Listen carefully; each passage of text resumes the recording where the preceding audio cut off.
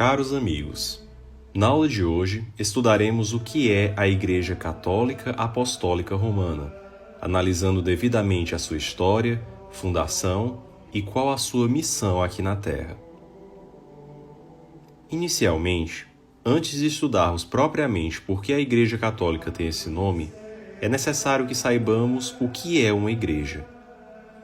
A igreja é uma comunidade de pessoas convocadas por Deus, unidas sob uma mesma doutrina, com uma unidade de pensamento e regidas sob uma mesma liderança.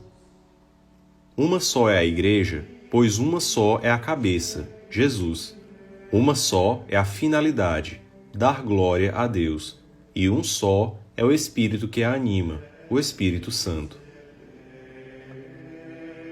A Igreja Católica é composta por 3 igrejas que existem em 3 dimensões distintas. A Igreja Triunfante, composta pelas almas dos santos e anjos no céu, aqueles fiéis que já alcançaram a visão beatífica. A Igreja Padecente, composta pelos fiéis defuntos que estão salvos, mas ainda precisam se purificar para chegar ao céu. E a Igreja Militante, aqui na Terra, que luta constantemente para alcançar a salvação. Dito isso, explicaremos os chamados atributos da Igreja. A Igreja una, santa, católica e apostólica. A Igreja é una, pois possui uma unidade de fé, um só batismo e um só governo, se unindo em torno dele em uma unidade de culto. A Igreja é santa, pois possui uma fundação santa, instituída pelo próprio Cristo, e porque ela possui uma alma santa, o Espírito Santo. A Igreja também possui os meios para a santificação, que são os sacramentos. Além disso, a Igreja é santa pois possui membros santos nos mais diferentes graus de santidade. A Igreja é católica, pois católico vem da palavra grega católicos, que quer dizer universal, para todos os povos. Se antes a ideia de salvação era restrita aos judeus, Cristo a estende a todos os povos do mundo.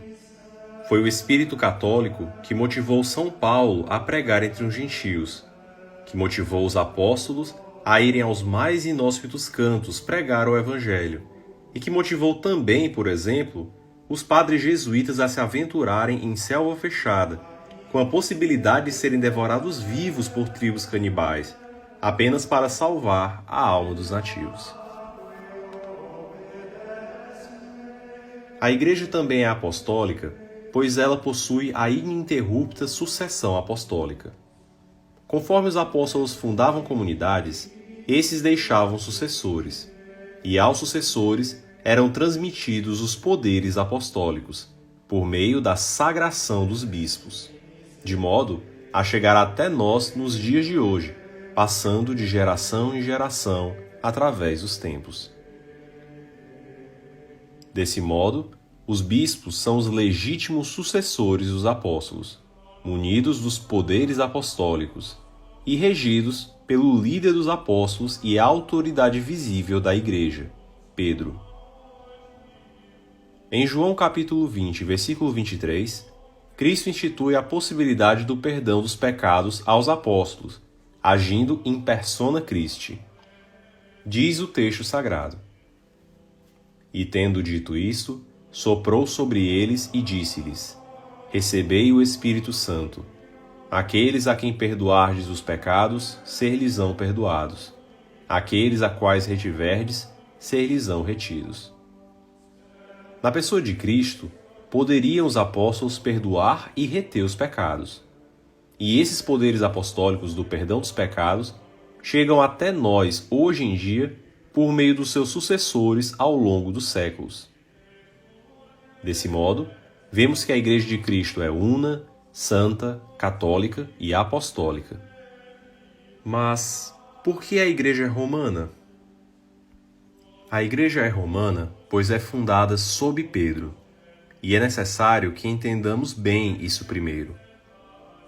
Em Mateus 16, 17 a 19, vemos o nascimento da Igreja quando Cristo diz: Tu és Pedro, e sob essa pedra eu fundarei a minha igreja. As portas do inferno não prevalecerão sobre ela. Eu te darei as chaves do reino dos céus. O que ligardes na terra será ligado no céu. O que desligardes na terra será desligado no céu.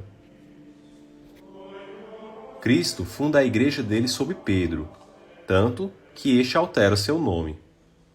Na tradição judaica, o nome da pessoa dizia o seu objetivo de vida. E a modificação desse nome significava também a mudança do seu objetivo e missão. Isso explica o porquê de Deus ter, por exemplo, mudado o nome de Abrão para Abraão. Pedro, com essa mudança de nome, seria a pedra, a base que sustenta e dá unidade. Pedro teria a autoridade em virtude da graça e seria o vigário de Cristo. A autoridade visível da igreja, sendo Cristo, junto do Pai, a autoridade invisível. Pedro foi munido com as chaves do reino dos céus, algo que acompanha Pedro em toda a sua iconografia. A chave de ligar e de desligar, de unir e de separar. É o poder da comunhão e da excomunhão, conferido à igreja pelo próprio Cristo. Cristo chega a repetir isso aos apóstolos, como em Mateus 18:18, que esses poderiam ligar e desligar, mas não os entrega as chaves do reino dos céus, apenas a Pedro. Assim, os apóstolos devem estar em comunhão com Pedro para ligar e desligar. Pedro está presente nos mais importantes momentos do Evangelho.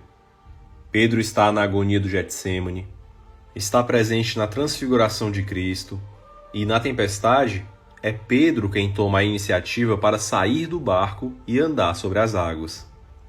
É Pedro quem sempre toma a iniciativa, além de ser o apóstolo que mais aparece na Bíblia. Entretanto, Pedro nega Jesus 3 vezes em sua paixão. Será que isso retira o seu primado? Cristo, em João capítulo 21, versículo 15, confirma Pedro 3 vezes, pedindo que esse apacente as suas ovelhas e os seus cordeiros. E completa profetizando a forma como Pedro haveria de morrer. Em verdade te digo, quando eras mais moço, cingias-te e andavas aonde querias. Mas, quando fores velho, estenderás tuas mãos, e outro te cingirá e te levará para onde não queres. Por essas palavras, ele indicava o gênero de morte com que havia de glorificar a Deus. E de fato, isso ocorreu. A forma como Pedro morreu não está escrita na Bíblia, mas está na tradição da igreja, a chamada visão do Quo Vadis Domine. Por volta do ano 67, Pedro estava em Roma e o imperador Nero decidiu culpar os cristãos pelo incêndio que destruiu a cidade. Os cristãos primitivos, sabendo que a igreja estava fundada sob Pedro, decidiram então organizar uma operação de fuga para ele, onde este pudesse fugir das garras do imperador.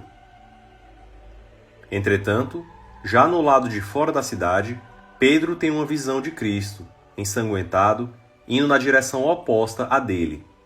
Ao passo que Pedro saía de Roma, Cristo ia em direção a Roma.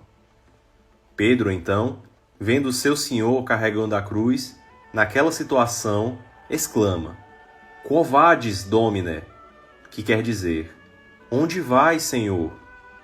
Ao qual Cristo responde: estou indo a Roma ser crucificado novamente.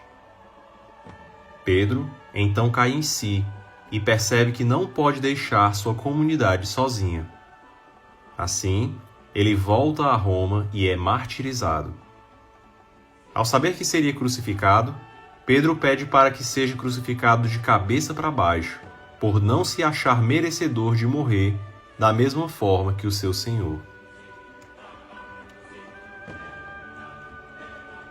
E assim, no exato local onde Pedro foi martirizado e onde atingiu a glória celeste, Os seus sucessores regem ininterruptamente a Santa Igreja de Cristo, unindo o céu e a terra pelo poder das chaves.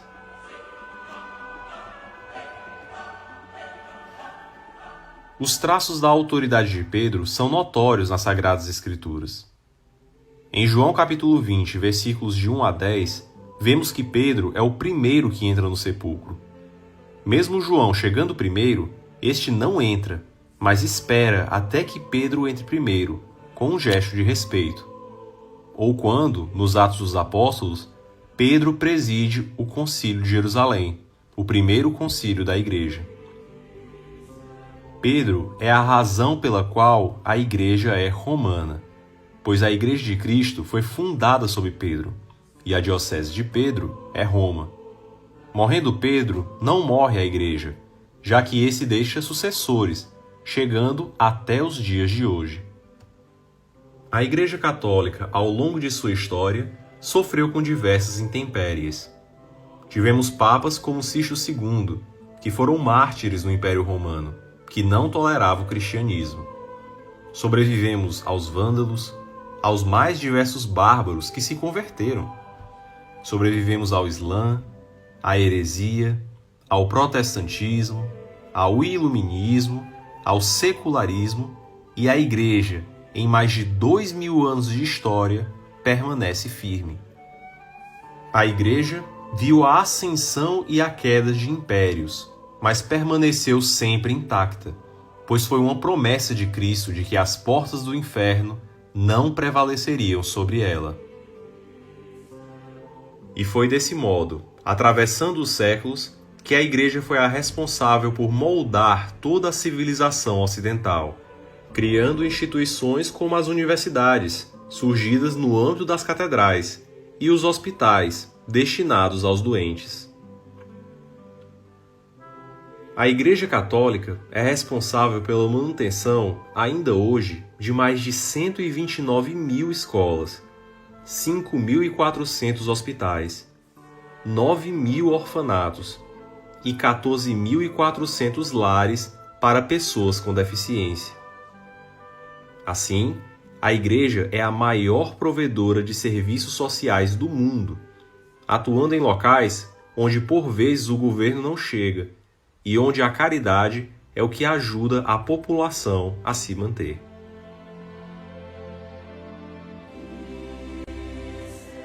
Essa é a Igreja Católica Apostólica Romana, uma igreja composta por pessoas pecadoras, mas que tem uma fundação santa, fundada não por teses, interpretações ou teorias, mas pelo próprio Cristo. Uma igreja que deu contribuições incomensuráveis à civilização e que é perene na história, transcendendo eras e séculos. E assim como fez com Pedro, sempre que a igreja parece estar caindo na tempestade, seja por conta da humanidade dos seus membros, seja pela perseguição do mundo, é Cristo quem sempre a levanta e a sustenta por sua santidade, cumprindo assim a sua promessa de que as portas do inferno jamais prevaleceriam sobre ela.